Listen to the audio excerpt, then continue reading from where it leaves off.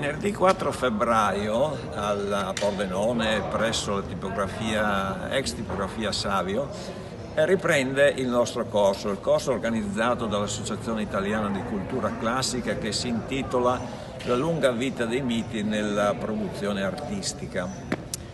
E noi in un incontro di novembre avevamo presentato, un relatore ha presentato la favola di Amore e Psiche così come viene raccontata delle Metamorfosi di Apuleio, nella parte centrale delle Metamorfosi di Apuleio.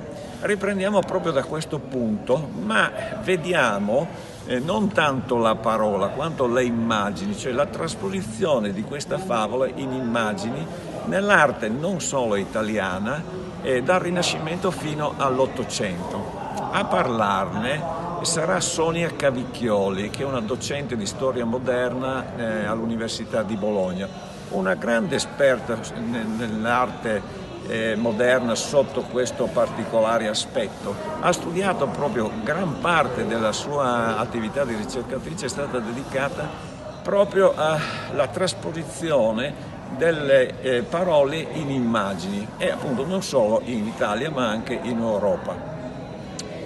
Seguirà poi il venerdì successivo, venerdì 11, un incontro con Caterina Furlan, che è nota qui a Pordenone, è originaria proprio di Pordenone, ha studiato poi il Pordenone, ancora fondamentale una sua monografia su questo pittore per chi voglia studiarlo, e ha anche dei meriti molto particolari, perché se il Pordenone è entrato nei libri di storia dell'arte in uso nelle scuole, è anche merito suo, anzi soprattutto per merito suo. Questa volta però parlerà di un autore certamente inferiore qualitativamente come dimensione,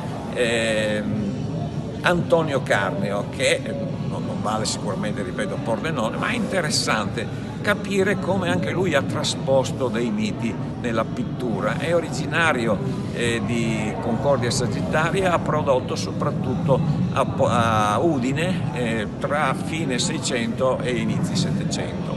Seguiranno poi altri due incontri su temi danteschi, il mito in Dante.